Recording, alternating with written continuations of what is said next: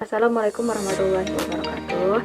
Halo semua, perkenalkan nama saya Lina Ayu Wahyuni dengan NIM 220804075 dari Prodi PGSD semester 5 Institut Pendidikan Nusantara Global.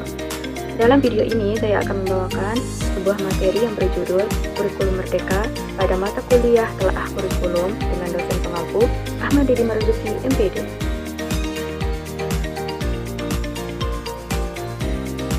Kurikulum Merdeka. Apa itu kurikulum merdeka?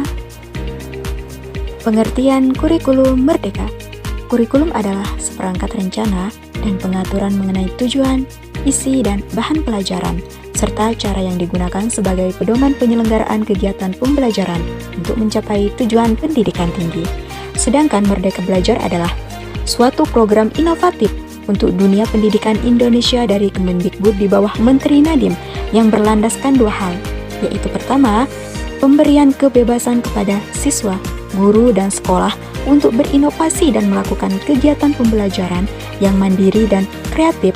Selanjutnya yang kedua adalah reformasi menyeluruh yang bukan hanya melulu mengenai kurikulum, namun menginisiasi semua gerakan di masing-masing sekolah melalui guru penggerak.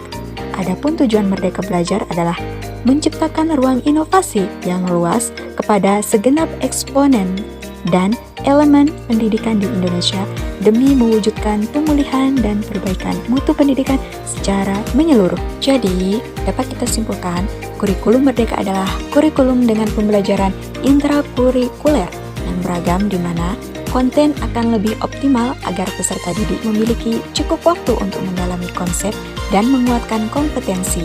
Guru memiliki keleluasaan untuk memilih berbagai perangkat ajar sehingga pembelajaran dapat disesuaikan dengan kebutuhan belajar dan minat peserta didik. Kurikulum merdeka memberikan keleluasaan kepada pendidikan untuk menciptakan pembelajaran berkualitas dan sesuai dengan kebutuhan dan lingkungan belajar peserta didik. Karakteristik kurikulum merdeka.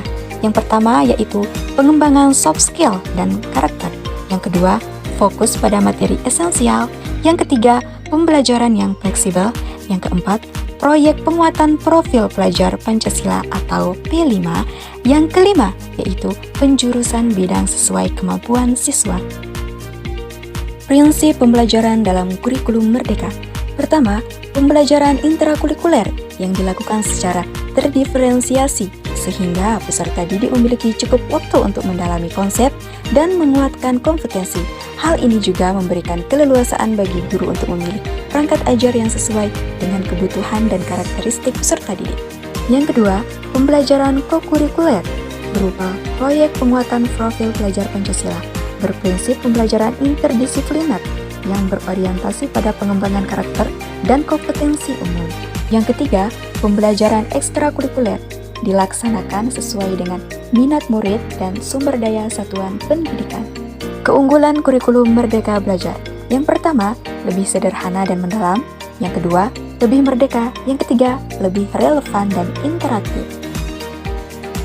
Tahapan pelaksanaan kurikulum Merdeka Belajar ada tiga. Yang pertama, asesmen diagnostik. Yang kedua, perencanaan. Yang ketiga, pembelajaran.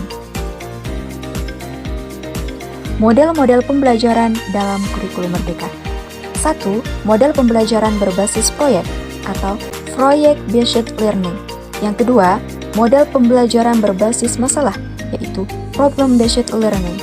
Yang ketiga, model pembelajaran berbasis inquiry atau inquiry-based learning. Yang keempat, model pembelajaran penemuan atau discovery learning. Yang kelima, model pembelajaran kooperatif atau cooperative learning. Tujuan kurikulum Merdeka Belajar. 1. Meningkatkan kualitas pembelajaran yang lebih menyenangkan dan efektif.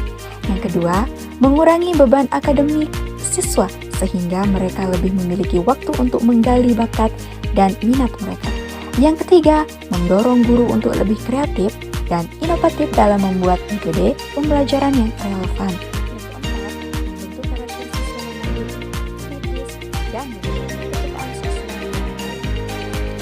Kesimpulan, kurikulum Merdeka Belajar merupakan salah satu inovasi dalam dunia pendidikan Indonesia yang bertujuan untuk mengembangkan potensi dan minat belajar siswa secara maksimal.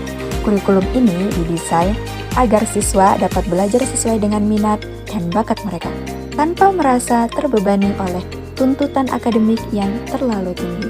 Dalam kurikulum ini, konten pembelajaran dirancang agar lebih optimal, memberikan waktu yang cukup bagi peserta didik untuk memahami konsep dan mengembangkan kompetensi.